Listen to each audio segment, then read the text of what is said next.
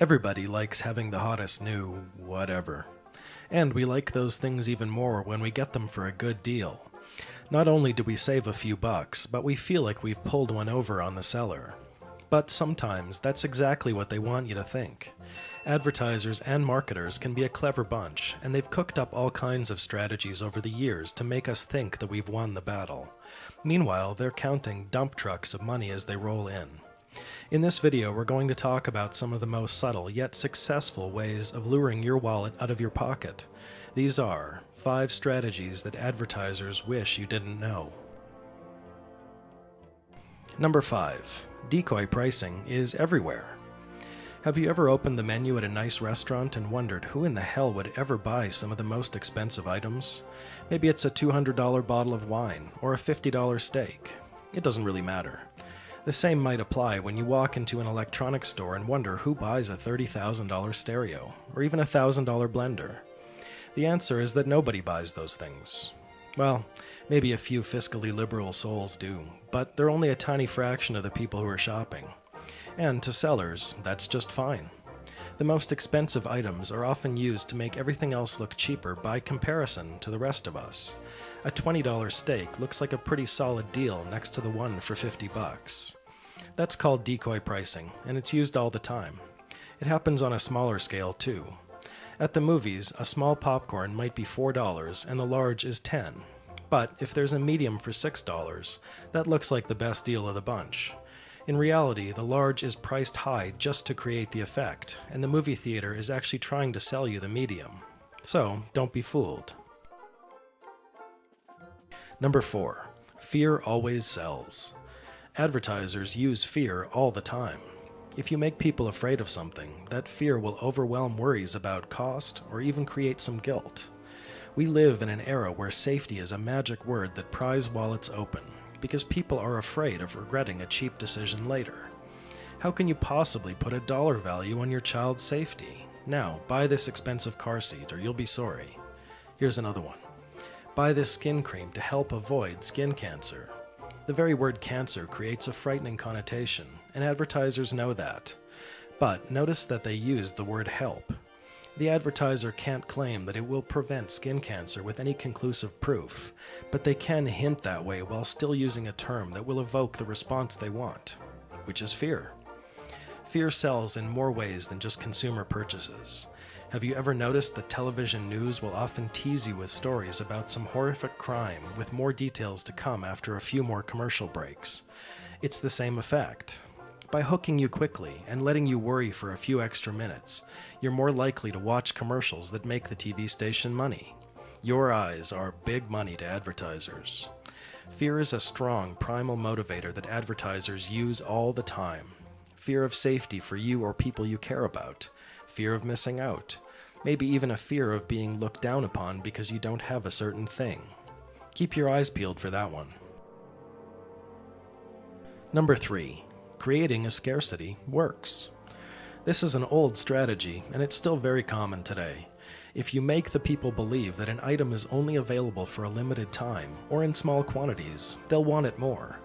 Not only does it create scarcity, but it also provides a sense of exclusivity. And most people love the idea of being part of an exclusive club. This effect is common when it comes to Black Friday sales, where items are offered at ridiculously low prices. In reality, there might only be a small handful of the items available, just to avoid any claims of false advertising. What sellers really want is just to get you in there, and they hope you'll keep shopping once you discover that the items you really wanted are magically sold out. Everywhere you look, you'll see advertising that attempts to convince you to rush into a purchase because the thing you want might not be there tomorrow. You might ask yourself why they don't just keep more of the hot-selling items in stock, and the answer is that it would destroy the scarcity effect. If it's just another thing on a shelf, it won't be as exclusive, and people will take the time to think about the purchase. There's nothing that an advertiser hates more than people who think before they buy. Number 2. Any claims of being the best mean absolutely nothing. Everybody claims to sell the best version of any given product or service, but do you know why that is? It's because the word best doesn't really mean anything without any context, yet it sounds great. Advertisers only use the word best to avoid having to directly compare their product or service to anyone else's.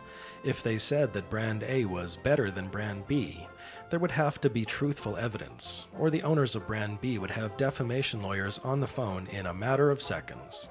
But the best is too vague to measure. How is it the best? Is the box that it comes in the nicest one out there? Is it the shiniest item in its category? Can you bury it and then dig it back up a year later without any damage?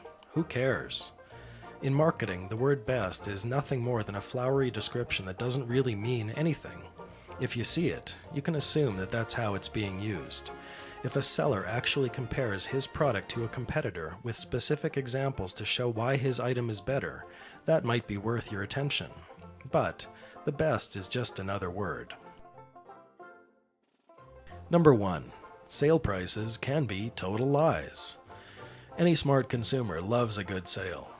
Most of us will hold off on purchases with the hope that the item or service will eventually be available at a discounted price. And some sales really are a fantastic way of saving a few bucks. But have you ever noticed that some items you've never seen before will suddenly appear at a sale price?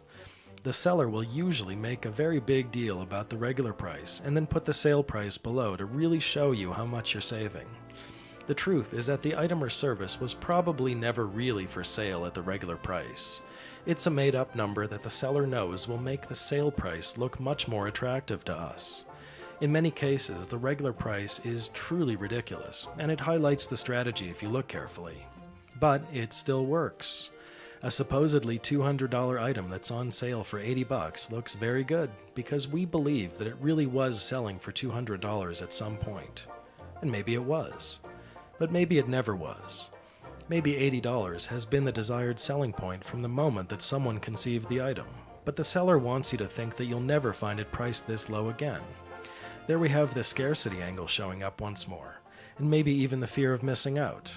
In this case, it's sort of a triple whammy. Advertisers are wily creatures, and they'll often combine any or all of these strategies to get your money. The internet has made selling a much more competitive business, and they will consider pretty much any option to set themselves and their product or service above the others. Now, that's not to say that all advertising is completely shady and full of lies, but those things are certainly out there. If you're interested, there are even websites where advertisers talk about ways to inject these strategies into campaigns without you noticing. I'm not going to link any, but they're easy to find. The best we can do is pay attention. Finding advertising tricks doesn't mean that we should immediately avoid a product or service, but it should at least make us wonder and ask questions. If you like this video, please invest in a click of the like button below, and for a limited time only, you can subscribe for more videos from the WildAC channel. Thanks for watching.